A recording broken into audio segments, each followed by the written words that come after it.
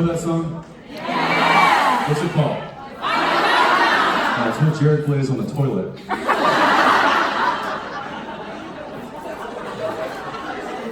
Not a word of a lie. Have you heard this story? No. Do you want to hear this story? Yes, please. I honestly forget where we were. But we had to go to the restroom. We were in a hotel or I think it was a convention. So we found a public restroom. Walked in. We thought it was empty. He went into one stall. I went into another stall. We sat down.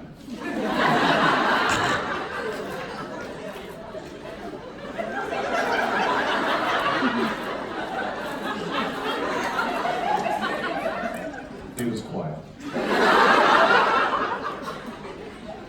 Then all of a sudden,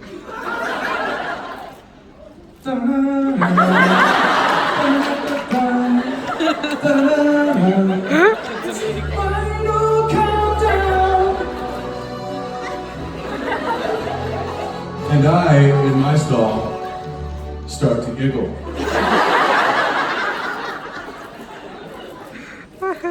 He hears me laughing and he starts to laugh.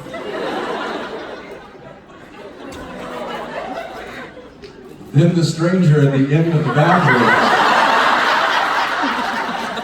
flushes the toilet and quickly exits the restaurant.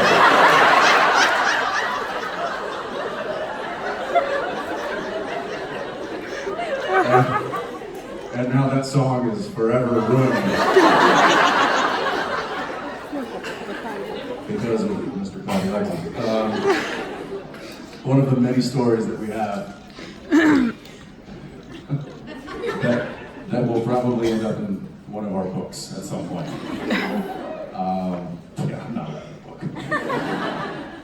Anyway, all right, let's get to it. Over here. Thank you. Hi. Given how the last season ended, I'm sorry if I'm spoiling anyone. What do you think about? Don't tell me. I don't know. You haven't seen it? No, I haven't seen it. Oh, sorry.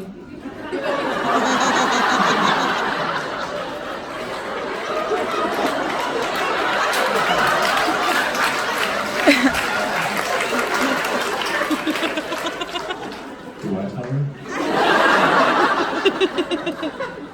Please, spoil away.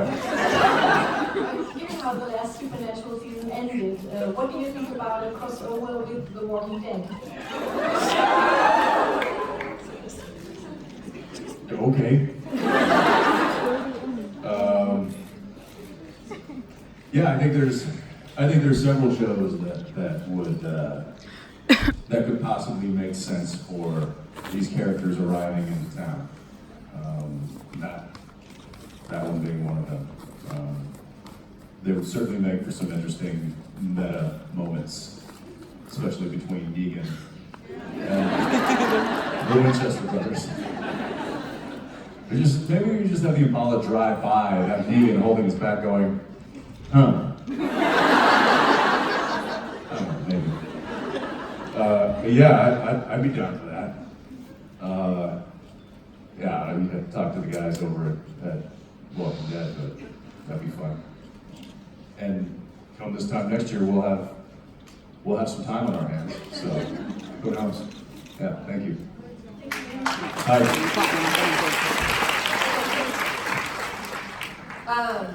So I know that it was a pretty quick turnaround to get from the CW upfronts in New York to come join us, and I'm curious if Jonas Brothers performed, and I wanted to know if you saw them, if you got the opportunity to see them perform, and if so,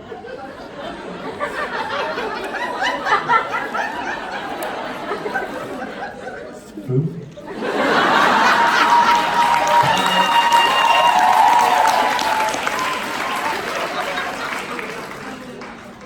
So not a word of a lie. I'll probably get called out for saying this, but I'll leave the names out of it, but it's probably pretty easy to figure out who it is. After the musical group exited stage, one of our executives walked on the stage and said, "Let's hear it for the Joneses brothers." And you saw all the other executives behind stage go, "What the?" So what they do, usually the way that thing works is they have all of the cast of all the shows in a room that's a little smaller than this room here, you know, coffee and waters and stuff. There, we're all watching a monitor of what's happening on stage. So I guess, yeah, I did see them, but on a TV, but everybody was talking, so I didn't really watch them. It was more for the audience that was out in the theater. I think they played a couple of songs. I'm not their target demographic, so I'm sure they're not going to take offense to the fact that I wasn't paying attention. Good for them. It looks like their careers are doing really well, and it was nice to have somebody that's relevant, other than, you know, not us. We were talking about, Jared and I were talking about it. It's interesting. He may have touched on this. Has he got his family yet? No. Well, then I'm going to steal this story.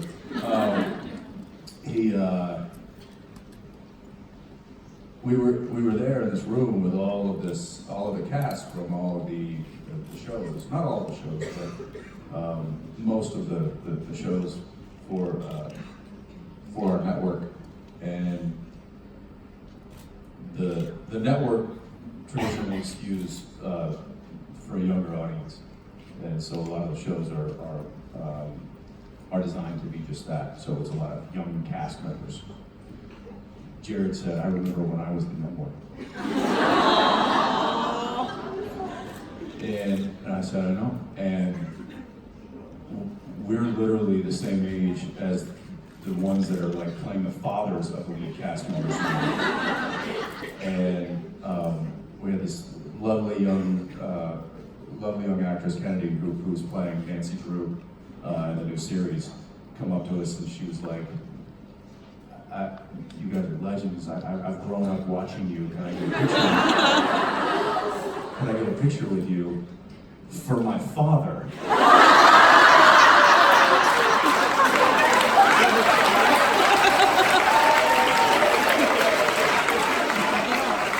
I was like, "Okay." Did your father grow up watching this too?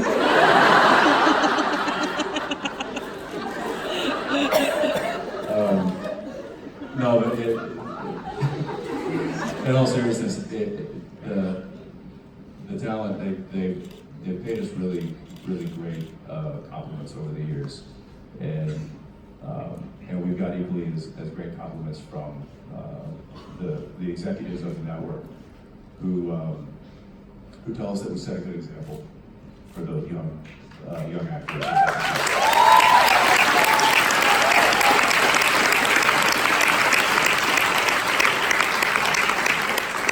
And to me, that's one of the best compliments I could receive.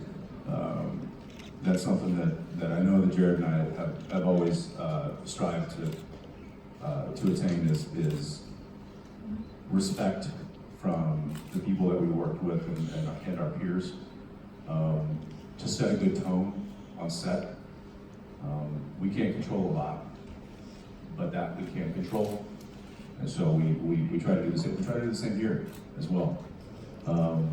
You know, we try to set a tone of fun, engagement, professionalism, friendliness, compassion, love, and when you check those boxes in a work setting, it's amazing the kind of work you can get done, and it's also amazing the kind of friends you can make. And so we get to be benefits of that when we're on our set, but peripherally, we get to see that as an example for these new shows and these younger actors and actresses that are coming up. And to me, that's really important. And I'm proud that we've at least achieved somewhat of that. So, yeah. Thank you. Thanks.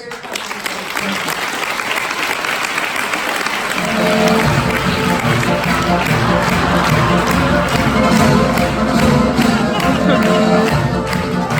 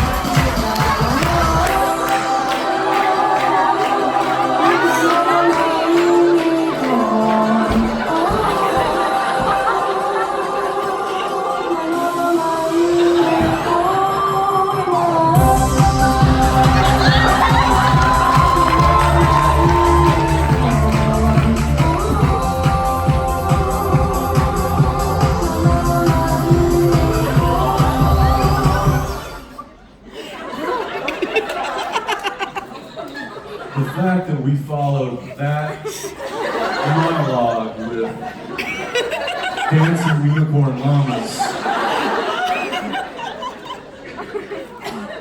just happened.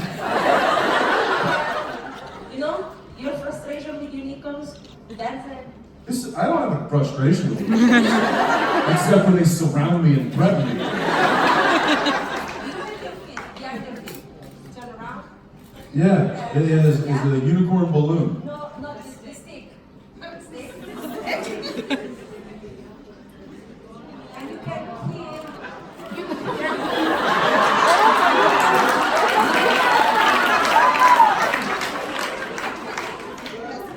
Why would I want to kill a unicorn? Keep him there like this, with you, it's fine. I don't want to kill you. I like unicorns. You know? You know how often I have to answer the question, are unicorns real? And now I get to show my daughter a video of me doing this.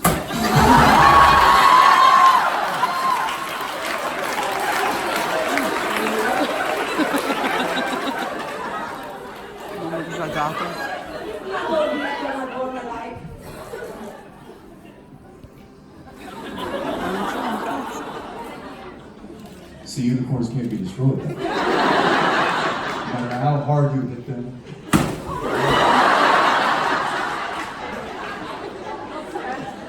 Still together. They're magical creatures that exist in real time and in real life. They're just, you never know if it's a horse or if a horse is hiding its horns. Because they have to be very quiet because there's a lot of people out there that want to hurt them.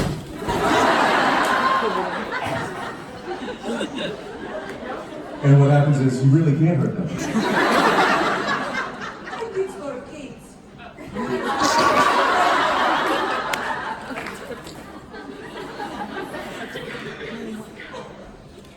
Like the day you were born. I feel like it's staring at me.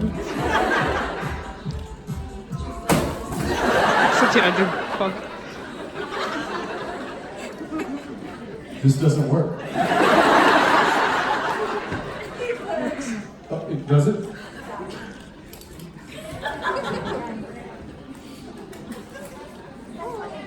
I feel like this is, what? Step on it?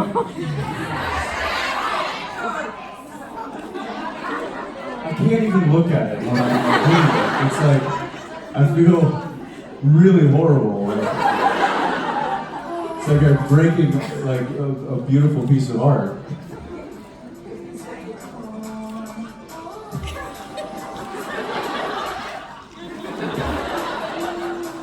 Oh, I'm gonna take this one off.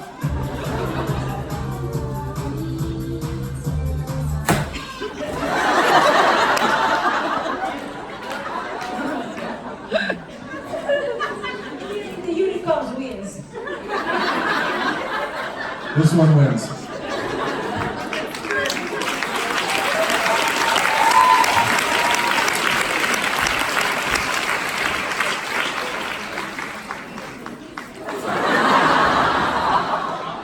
All right. What's it? Steve. How did that?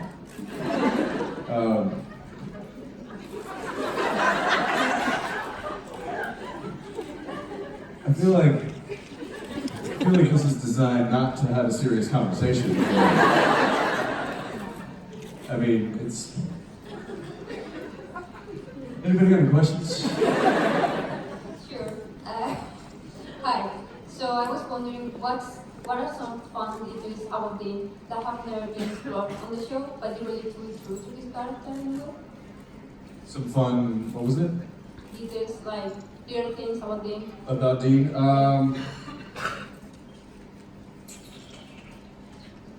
I think and this is really boils down to a cost issue. I feel like we miss hearing Dean's music as much as we used to. I would have liked to have explored a little bit more of Dean's, although we know what genre it is, just kind of hearing a little bit more of that be a soundtrack to his life, and to the brothers' journey. Also, I think that we should probably have a scene or two with a cat and see what happens. Maybe there's some stuff left over from Yellow Fever that we haven't tapped into. That could be funny. There's a lot we haven't discovered about Dean, but I think there's a lot that we have, and I'm thankful for that, because I think he's a very complex character. I think he's a very real character. You know, he's not a lot of characters, at least that I see, and this might just be a product of the amount of time that we're allowed to spend with him. You know, in a movie, you only get maybe 90 minutes, maybe 120 minutes. But those characters have very little time to really kind of unfold as much as Dean has gotten to unfold over the past 14 years. And I like the fact that I've had the opportunity to be able to discover this character along the way, and rediscover this character and reinvent this character almost on an annual basis. And it's something that, like I said earlier this morning with Jared, it's something that will forever live with me. But we got 12 more months to discover something new about him, so. Yeah. I'm excited for that. Thank you. Me too. Thank you. Hi.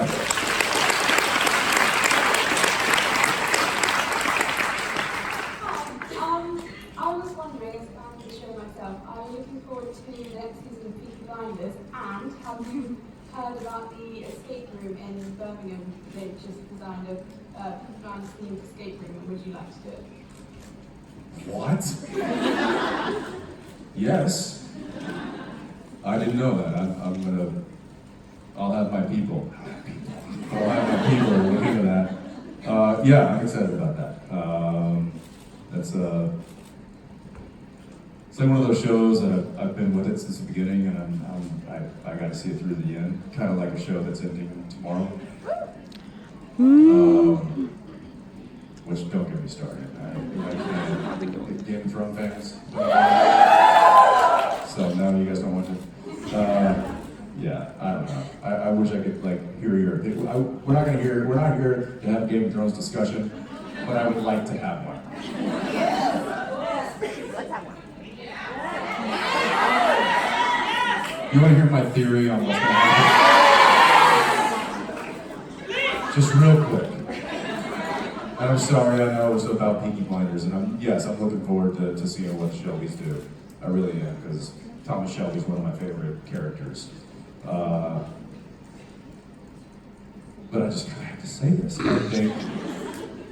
I think Tyrion's gonna kill Daenerys.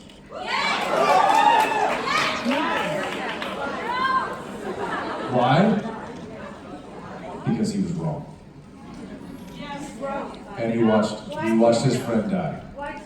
He watched his friend die, he was wrong, and it's the ultimate redemption for his character, for all the things that he's done, is to put Snow on the throne. But whether or not Snow makes the throne, I don't know. Anyway, that's my thoughts on it. I'll give it Thrones, and then we'll find out tomorrow night. Can we just sit here and have a Game of Thrones watch party tomorrow night? Can we just sit here and have a Game of Thrones watch party tomorrow night? Yes! A Game of Thrones watch party tomorrow night? You don't watch it? So you're the one. Oh, and you're two, and you're three. All right, fine. Yeah, all right, moving on. Enough of that. Enough people talk about that show. Hi. for the past 40 seasons, we've seen Dean go through every corridor we can imagine. And I thought I've seen all of your acting range, but I've never seen anything like the way you played Dean grieving Cass and Mary in season 13. Like it was so raw and real. And I just wanna, how do you do that? Where does it come from? You know, it used to,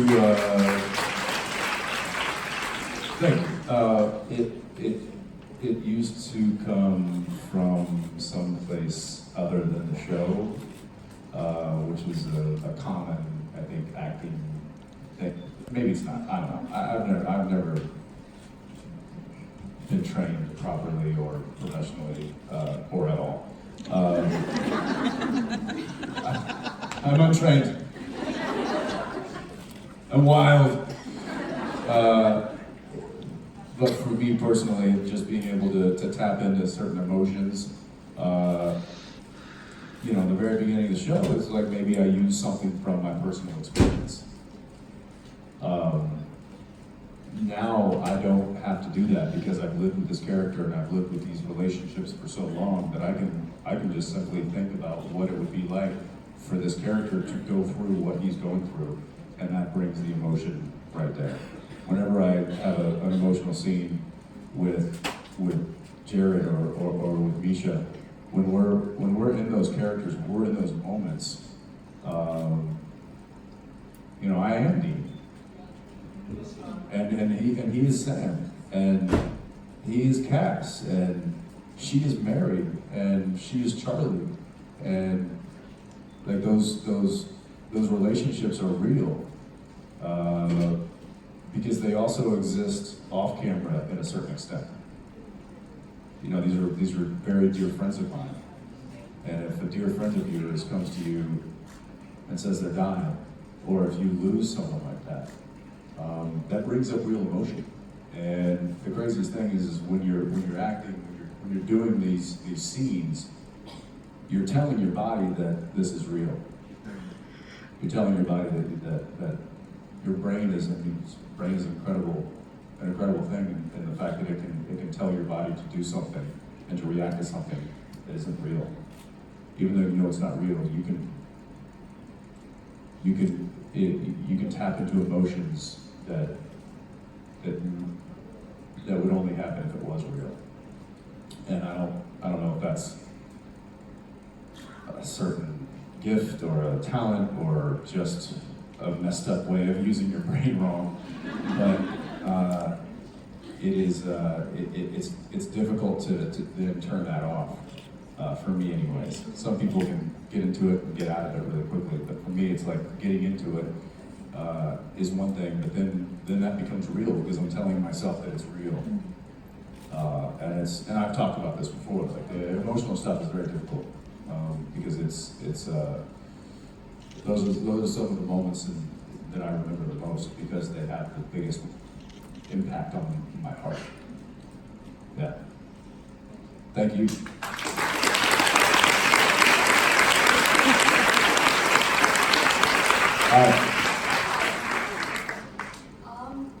So we know you're really talented, but there's nothing you can do. It's true. Thank you. Well, thank you. Yeah. Baby. Okay, question please. So yeah. That's it? No.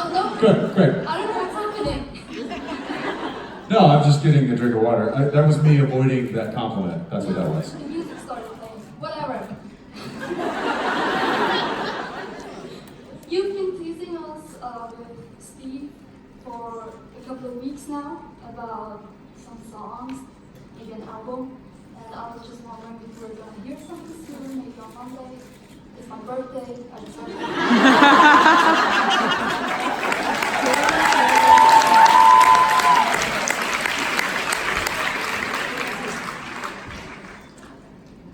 You want to tell him? Not that, Steve. Oh. No, not.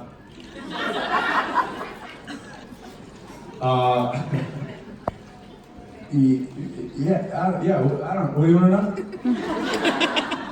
Are you gonna sing a new song on Monday or not? Am I singing a new song Monday? Yeah. During the Monday concert. Yeah, I think we're singing a new song, but it won't be one of my songs or Steve's. One of our songs, right? You're being very quiet today. Don't look at me like that.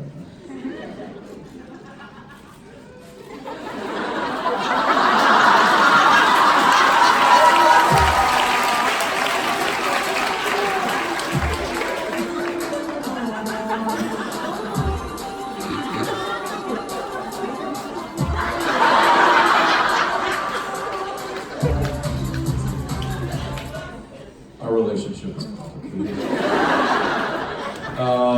Yeah, I'll touch on that real quick. Steve Carlson, who some of you may or may not know, dear friend of mine.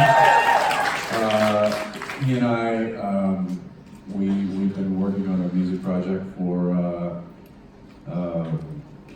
about, well, I say about 8 months. He likes to say about 19 years.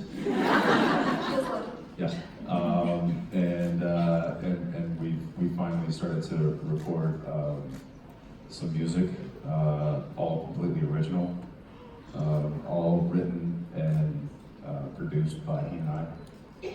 And yeah, I don't know, maybe we'll listen to it and be like, this is crap, we're never releasing this. Or maybe we'll say, let's see what they think. So. I know. Yeah, so we're working on that, and that's in the works, and we're getting close to printing. So I'll let you know. Yeah.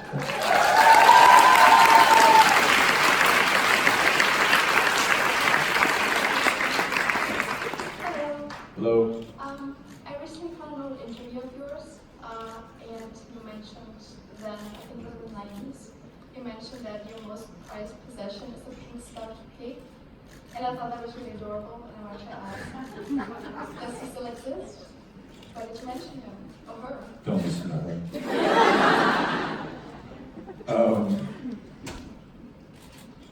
Really? Did I say that? I mean, I know what you're talking about. I can't believe that I actually said that. That's a little embarrassing. Yeah, that was something from my childhood. That was probably the only piece of my childhood that I brought to California with me. Everything else was just stuff that I needed to, survive: a bed, clothing, dishes, a toothbrush, and that's about all I had. But then I had my little pink stuffed pig, which wasn't little. The thing was like this big. It was basically just a body pillow. And yeah, I don't know why I decided to bring that, but it was the one thing that just kind of reminded me of being young and a kid. And I think one day I grew up and got rid of it. And I don't know, I think I tossed it. It probably smelled pretty bad. Yeah. I know my 6-year-old, well, she's about to be 6 in 2 weeks. She has this little stuffed thing that she has that she calls baby. Not kidding. And when she was young, when she was only a couple of years, there were different variations of this one little stuffy thing, and there was the puppy, and then there was the rabbit, and there was the raccoon, and the owl, whatever. But she gravitated towards this one particular one, and so we're like, ooh, we should buy a few of those in case one was missing.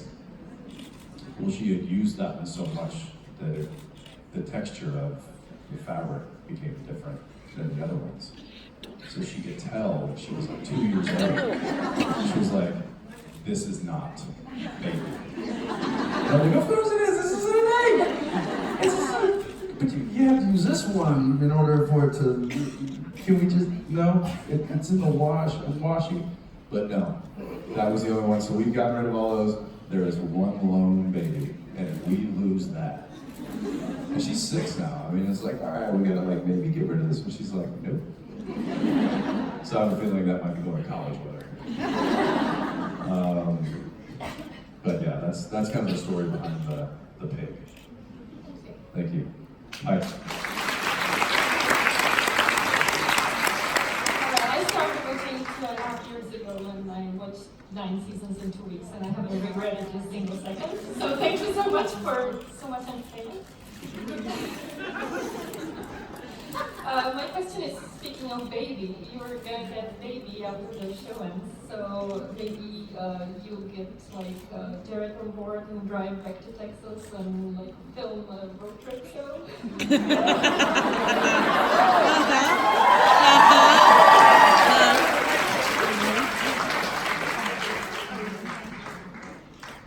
Maybe. Pretty please. It's not a bad idea. The other baby in tow. Right, so when ours breaks down after 200 miles, we can just rotate them.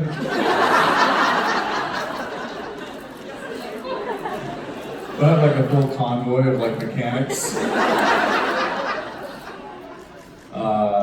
Yeah, that's not a bad idea actually. I'll think about that. Okay.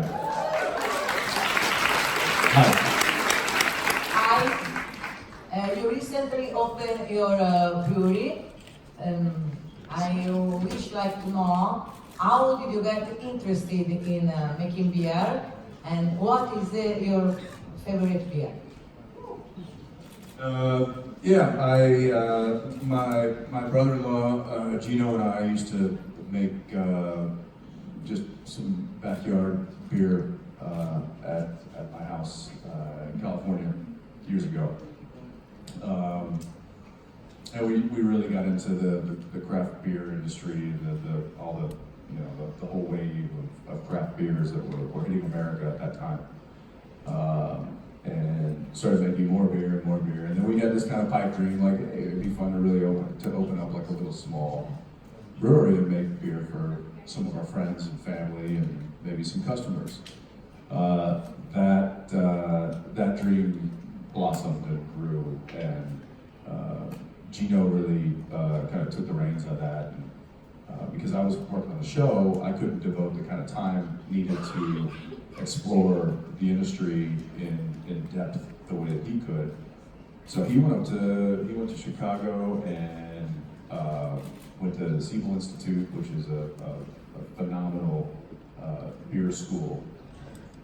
And he went to UC Davis in California and took a master brewery class there. Just started really learning like the complexities and the science and the chemistry behind beer. And so when we decided to move to Austin, he was like, well,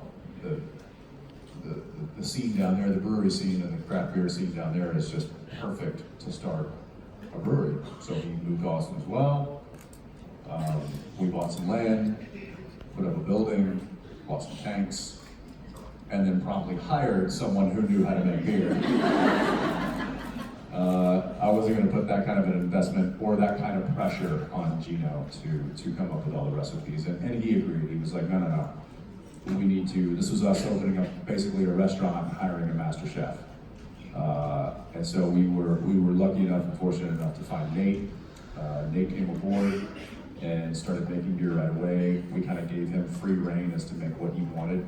Luckily, he's very talented in making all varieties of styles of beer. And then it just came down to what we liked and what we felt we could get behind and promote properly. And now we've got more than we need, which is great. The response has been fantastic. Some people here in the audience have actually been to the brewery.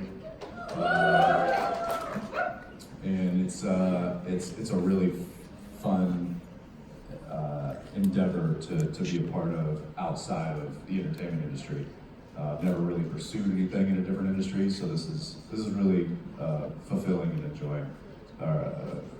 And I would say my favorite, if I had to pick a beer right now that we make,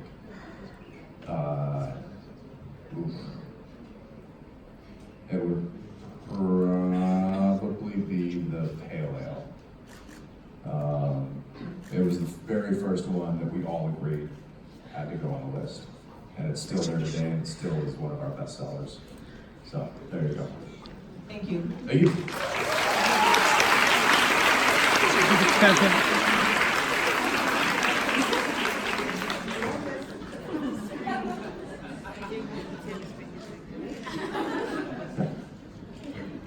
Yeah, I didn't want there to be any question. Okay. Did you want to? your honesty. Did you want to come up? Yeah.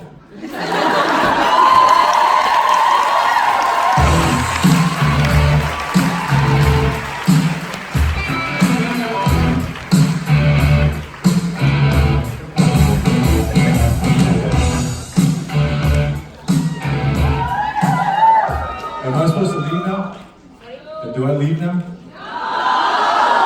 What do I do? Stay! I'm not asking you. Oh, I leave. Okay. They're treating you like you're a puppy or a dog. Stay, go. I have one question for you. Heel.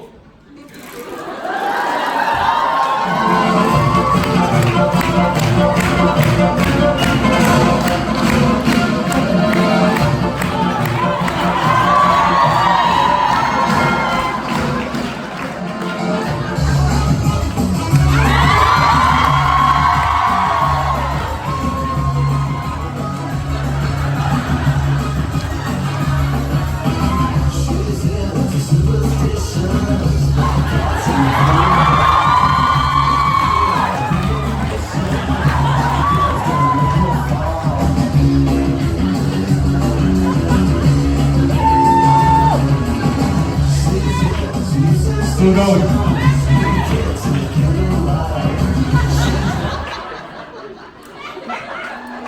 You were so much better in your 40s.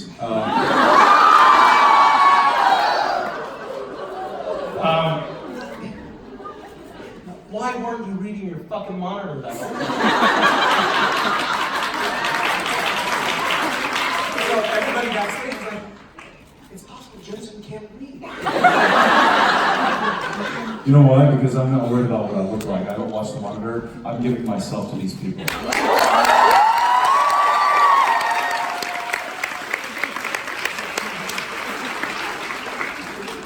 Jensen, don't stand facing the audience. Those pants clearly show that you have a tiny penis.